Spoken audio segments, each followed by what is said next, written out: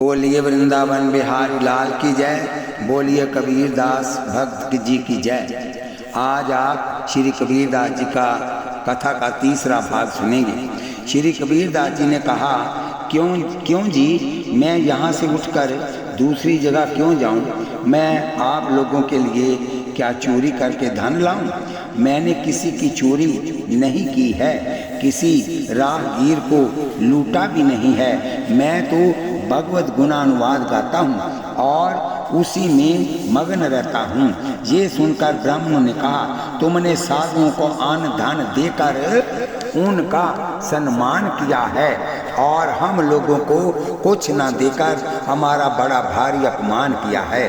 अब यदि हम लोगों को तुम अन्न धन दो तभी हमारा तुम्हारा जीवन है। तब कबीरदास जी ने कहा, अब मेरे घर में तो कुछ भी नहीं है, आप लोग घर में घुसकर देख लीजिए। यदि आप नहीं मानते हैं तो यही बैठे मंडी में जाता हूँ, कुछ मिलेगा तो लाकर दे दूंगा। ये कहकर श्री कबीरदास जी ने बड़ी कठिनाई से अपना पीछा छुड़ाया और मंडी में जाकर छिप गए। इस प्रकार उन्होंने संकट को टाला। इसी समय भगवान श्री कबीरदास जी का रूप धारण करके आए और बहुत सा धन लाए। उन्होंने आदरपूर्वक ब्राह्मणों को धन देकर उनका समाधान किया। वह लोग धन लेकर बड़े सुखी हुए। इस प्रकार भगवान ने अपने भक्त की उज्जवल कीर्ति को संपूर्ण जगत में प्रकाशित किया। बोलिए वृंदावन बिहारी लाल की जय। इससे जनाया गया है कि कबीरदास जी ब्राह्मणों की धमकी से नहीं डरे, भगवान के भक्त निर्भय होते हैं। तुलसीदास रघुबीर बाहुबल सदा अभय काहू न डरे। बोलिए वृंदावन बिहारी लाल की जय। श्री गीता जी में दैवी संपत्ति में पहली संपत्ति निर्भयता को कहा गया है। बोलिए वृंदावन बिहारी लाल की जय। भगवान श्री राम जी ने श्री मुख से कहा है कि मैं अपने शरणागत को सबसे अभय कर देता हूँ। बोलिए वृंदावन बिहारी लाल की जय। जब श्री कबीरदास जी ने अकड़ कर कहा कि मैं क्यों यहाँ से जाऊं, तब ब्राह्मणों ने कहा कि यदि नहीं जाते तो हम लोगों का दान मान से सम्मान करो, अन्यथा तुम जीने ही नहीं पाओगे। बिना कुछ दिए यहाँ रहोगे तो हम लोग तुमको मार ही डालेंगे। यहाँ रहने पर तो देने पर ही जीवित रह सकते हो। बोलिए वृंदावन बिहारी लाल की जय। श्री कबीरदास जी ने झाड़ पहुँचकर सब धन लुटा दिया था। इनकी मैया बड़ी चालाक थी, उसने 10-5 बोरे अलग धरा लिए थे, नहीं तो फिर वही फाके मस्ती होने लगती। परंतु श्री कबीरदास जी को इसका पता नहीं था, अतः बोले घर में तो नहीं है। ये सुनकर ब्राह्मण बड़े परेशान हुए। उसकी माता ने कहा, तुम रहो बैठे, और बोले, हाँ कबीर जल्दी जाओ और हम लोगों को संतुष्ट करो, भगवान तुम्हारा भला करे। ब्राह्मण कितने दयालु होते हैं कि अभी कुछ मिला नहीं है, केवल मिलने की आशा बंधी है और आशीर्वाद देना शुरू कर दिया। बोरी की बोरी मोहरे लाए थे। सीधा सामान देने के बाद एक एक मोहर सभी ब्राह्मणों को देते। मोहर के नाम पर तो काशी के बड़े बड़े त्यागी तपस्वी ब्राह्मण भी श्री कबीरदास जी के यहाँ सीधा लेने आए। ब्राह्मणों ने श्री कबीर रूपी धारी भगवान के हाथ से खूब दान दक्षिणा पाया। धन्य है इनके भाग्य, आखिर हैं तो काशीपुरी के निवासी। ब्राह्मणों ने खूब दिल खोलकर श्री कबीरदास जी को आशीर्वाद दिया कि तुम्हारी भगवान के श्री चरण कमलों में प्रीति हो तथा साधु ब्राह्मणों में निष्ठा हो। इस प्रकार भगवान ने ब्राह्मणों को संतुष्ट किया।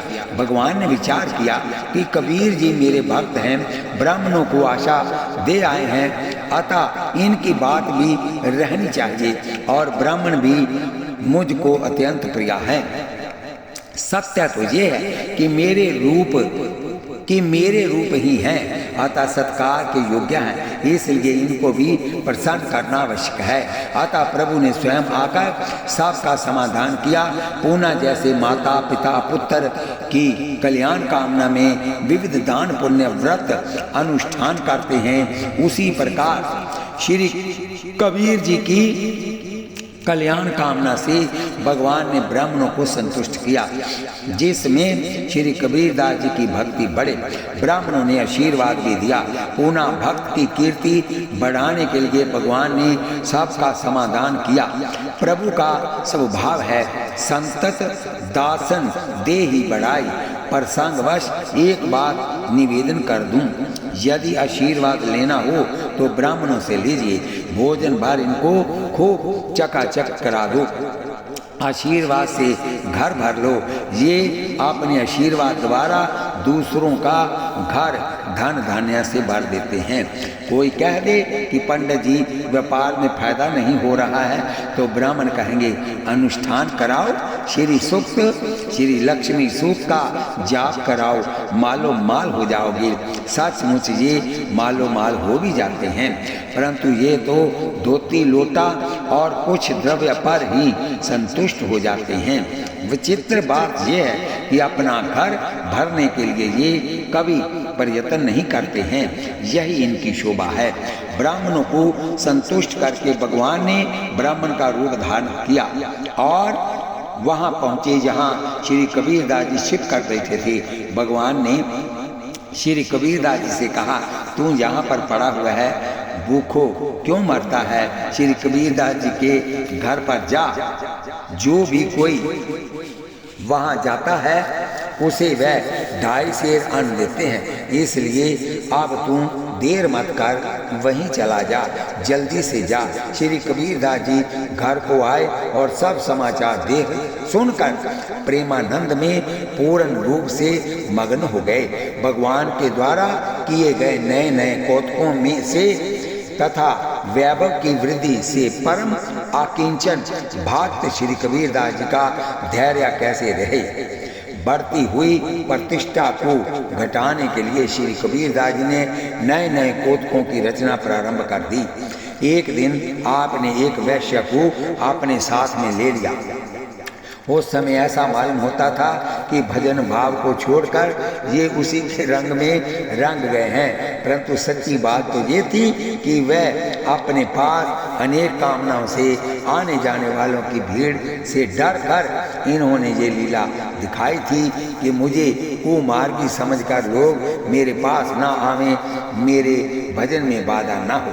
बोलिए वृंदावन बिहारी लाल की जय। सबको बांटकर भगवान स्वयं भी ब्राह्मण का रूप धरकर सीधा सामान की गठड़ी बांधे श्री कबीरदास जी को सूचित करने चले। श्री कबीरदास जी गंगा जी के किनारे जाऊओं की जोरमुट में छिपे थे। किसी को अपनी ओर आते देखकर और दुबक गए, परंतु भगवान तो उधर भी बड़े चले जा रहे थे। श्री कबीरदास जी पृथ्वी में सिमटते जा रहे थे। इतने में भगवान समीप आ गए। बढ़िया ब्राह्मण का वेश था। देखकर श्री कबीरदास ने सोचा कि मालूम पड़ता है कि इन ब्राह्मणों को जजमान की सुगंध आती है। देखो तो यहाँ छिपे तो यहाँ भी सूंघते सूंघते आ गए। फिर तो लगे भगवान से प्रार्थना करने। भगवान ने भी वर्ण दिया कि श्री कबीरदास जी प्रत्येक ब्राह्मण को 1 सेर आटा, 1 सेर चावल, आधा सेर दाल, 1 लोटा घी और 1 मोहर देते हैं। घी और मोहर के नाम पर बड़े बड़े त्यागी तपस्वी डोल गए। बोलिए वृंदावन बिहारी लाल की जय, लाल की जय। बाहर बाहर वाह कहता हूँ, तुम उठते नहीं, जागते नहीं, क्या सुनाई नहीं पड़ता, बहरे हो। श्री कबीरदास जी की भक्ति का प्रत्यक्ष चमत्कार देखकर लोग बड़ी श्रद्धा करने लगे। दर्शनार्थियों की भीड़ बढ़ने लगी। कुछ लोगों ने तो कबीरदास जी के दर्शन का नियम ही बना लिया था। रात दिन जय जयकार से आकाश गूंजता रहता था। संतों एवं मच्छास्त्रों ने लौकिक मान प्रतिष्ठा को साधु के लिए बड़ा घातक बताया है। लोक मान्यता अनल सम कर तन तप कानन दाहू, व्यास बढ़ाई जगत की कुकुर की पहचान, प्रीति किए मुख चाटे वैर किए तन हानि, व्यास बढ़ाई और की मेरे मन अधिकार। बोलिए वृंदावन बिहारी लाल की जय। श्री कबीरदास जी ने बड़ाई से बचने के लिए वारमुखी लई संग वैश्य को कुछ पैसों पर ठीक करके उसको साथ लेकर बोतल में गंगा जल भरकर उसमें कुछ रंग वंग डालकर एक बोतल उसे तथा एक आपने लेकर पीते हुए लड़खड़ाते हुए कभी अपनी बोतल उसकी ओर बढ़ाकर फिर अपनी पीते हुए कुछ इस प्रकार पूरे शराबी और वैश्यगामी का स्वांग करते हुए बीच बाजार से निकले। ऐसे ही श्री माधवादास बड़ाई से बचने के लिए भीख मांगना शुरू किए थे। बोलिए वृंदावन बिहारी लाल की जय। श्री कबीरदास जी को वैश्य के साथ देखकर संत जन डर गए। मन में सोचने लगे कि ऐसे संत यदि माया से मोहित हो सकते हैं तो हम सरीखे साधारण लोग कैसे बचेंगे। और दुष्टों के मन में बड़ा भारी सुख हुआ।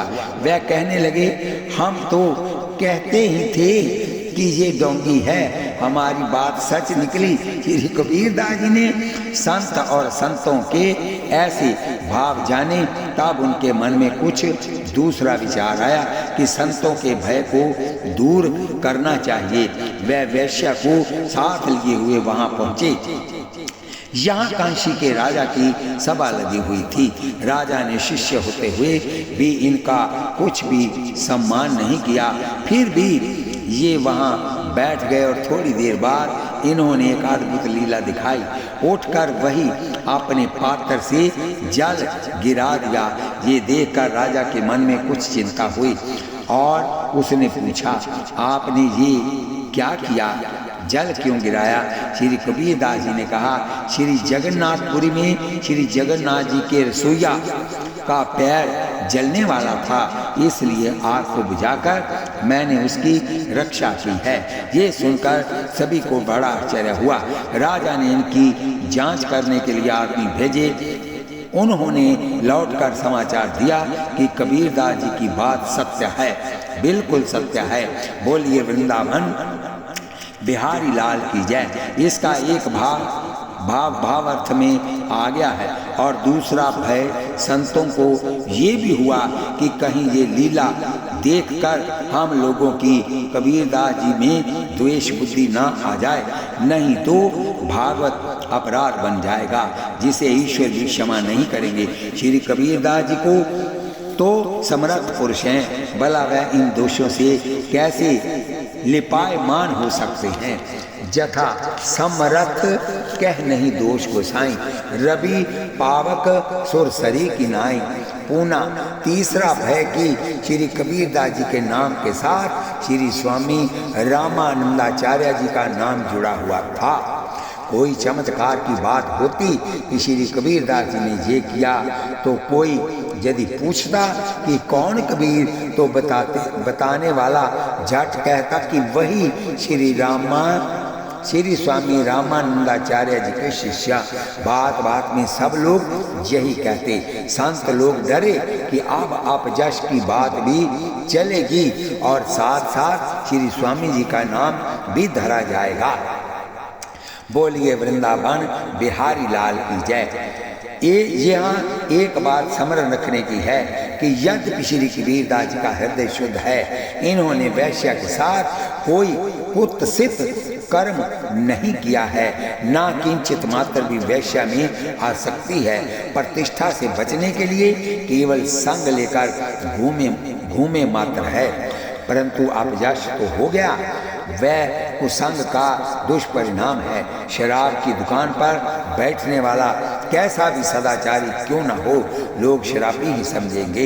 ये संग दोष है। इसी से कहा गया है, बसी कुसंग चाहत कुशल तुलसी, ये अफसोस महिमा घटी समुंदर की, रावण बसा परोस। दूसरी बात ये भी कि संसारी लोग अंत भाव को ना देखकर बाह्य आचरण पर ही विशेष दृष्टि देते हैं।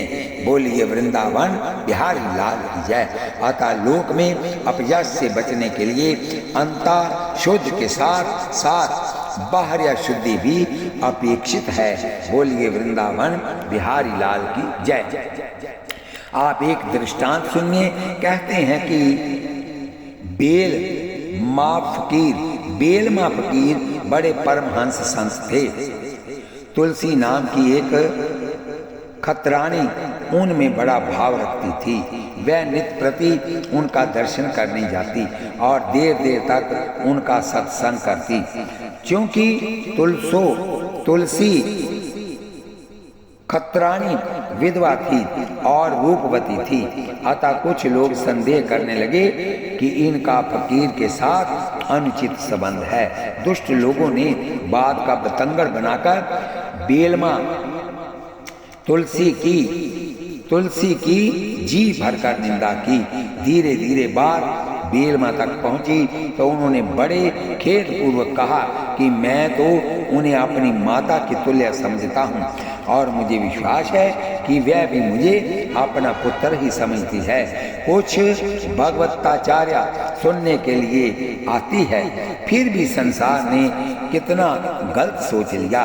कुछ मन चले लोगों ने कहा कि यदि आप दोनों का इतना पवित्र भाव है तो आप बालकवत उनका सतन पान करें। यदि वात्सल्यवश उनके सतनों में दूध आ जाए तो हम लोग आपके भाव को सच मानेंगे। दूसरे दिन बेलमा ने सचमुच ऐसा ही किया। तुलसी के आते ही उनकी गोद में बैठकर सतनपान करने लगे और उनके हृदय में भी ऐसा वात्सल्य उमड़ा कि सतनों से दूध की धार बह चली। ये दिव्य भाव देखकर लोग दंग रह गए।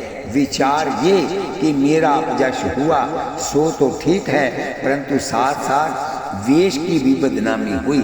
संतों को डर हुआ और सबसे बड़ी बात ये कि श्री गुरु जी का भी नाम धरा जा रहा है, अतः इनकी प्रतिष्ठा भी बढ़नी चाहिए।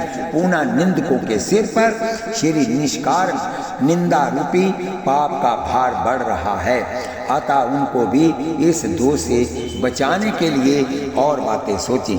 सोच विचार प्रथम राजा को भी चमत्कार दिखाने का निश्चय किए, क्योंकि राजा के प्रभावित होते ही और लोग सबका प्रभावित होकर पुनः संत वैष्णवों का सम्मान करने लगेंगे।